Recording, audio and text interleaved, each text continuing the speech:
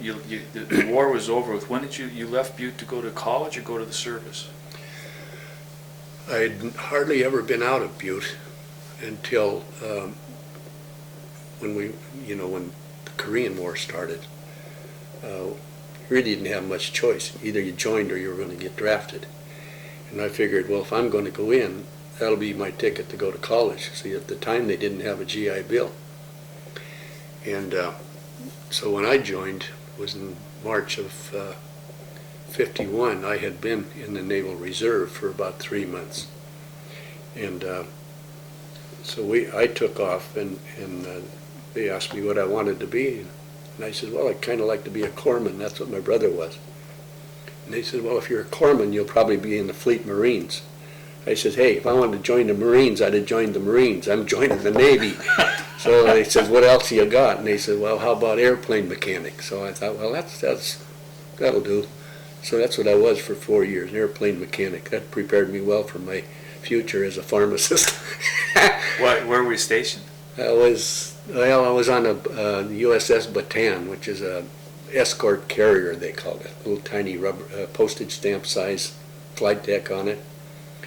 And working on Corsairs, F-4U fighter planes, the old swept wing type. And then when that thing got put out of commission after about 2 years, I thought, well, here's where I get shore duty, and I got assigned to a squadron. It was a attack squadron stationed in Alameda, California. I'll be damned if we didn't go aboard another carrier, and I was on the Essex most of the rest of the time I was in. And so you're in Asia on the Pacific most of the time? Oh yeah, over and back and over and back. Yeah. When the Bataan first went overseas is when Bob O'Neill died. And by that time I'd become quite attached to him. So I went home on emergency leave, and it took me 3 months to get back to my ship. The ship went to China without me, Hong Kong. And it seems like they just dumped me in Pearl Harbor. And I went from a little scrawny 135, 40-pound kid to 175 in no time at all. They had my pay records on the ship and my health records. So every time I moved from here to there, I'd get the shots all over again. And I never had any money to go anywhere. Yeah. So I learned after 3 months I wasn't too crazy about Hawaii. Yeah. That's a great story. Well, let me see. Then when you came back and went to the university? Yeah, when I got out of the Navy, everybody says, Teddy Pacheco was a Butte kid. I had run into him several times in the Navy. Every place you'd go, it seemed like you run into somebody from Butte. And he says, he's always going like this with his glasses, pushing them up like that. He says, where are you going to go to school? And I says, well, I think I might go to the university. I might want to be a pharmacist. What the hell do you want to be a pharmacist for? He says, and this was a popular expression in those days, you ain't got a hair in your ass if you don't go to Carroll College and take pre-dental training. So I thought, I guess I could give it a time. I had my choice to go any place I wanted. I had GI Bill. So I go to Carroll College, and I'm there for less than 2 years, and he's my roommate the first year.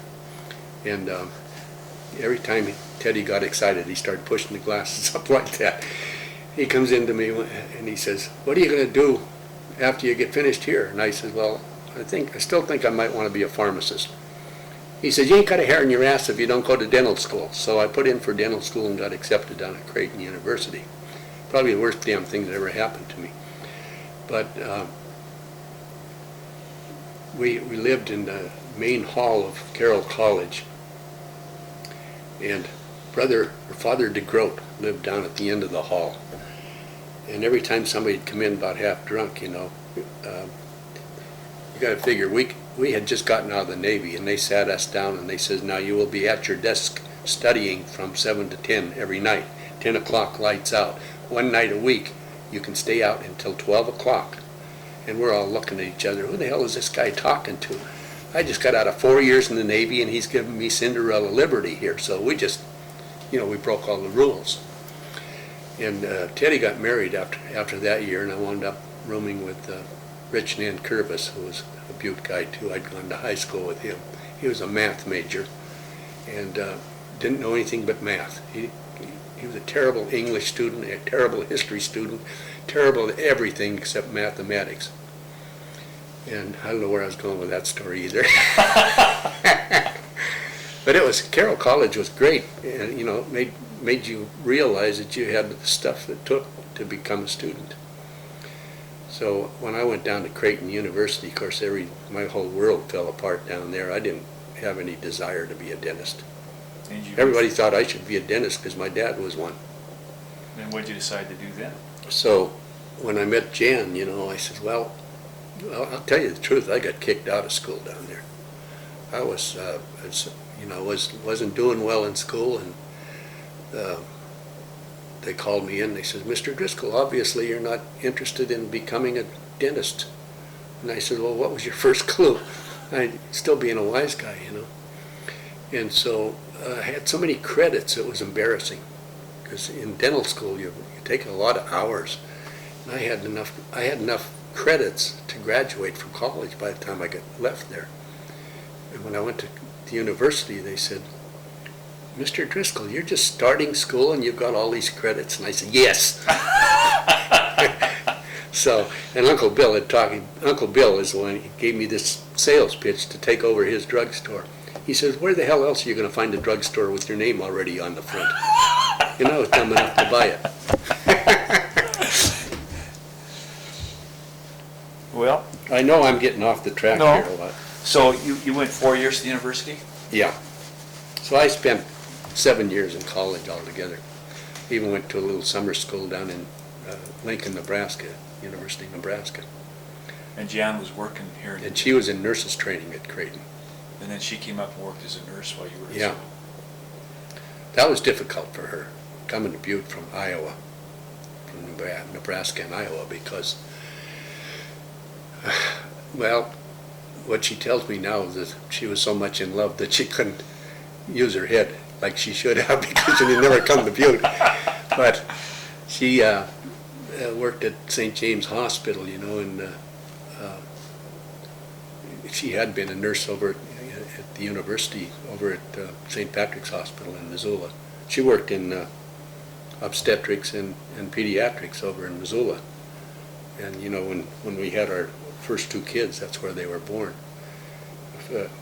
When Diane was born, they brought her out of there with blood all over her head, and it looked like her head was all mashed in, and Jan was laying on the gurney, and she says, did they tell you? And I says, no, what? It's a girl. And I was afraid she's going to tell me that kid that didn't have all her fingers or something. God, I was really worried. And then when Karen was born, I was working out at the lumber mill in Bonner on the green chain. Tough job, because I'm not big enough to tip those boards off that damn thing. I had slivers up in my armpits and every place else from trying to handle that lumber on the green chain. And the guy that hired me is Lee O'Reilly, who was Bart Riley's brother. Bart was the police chief in Butte, who had also been our football coach in grade school.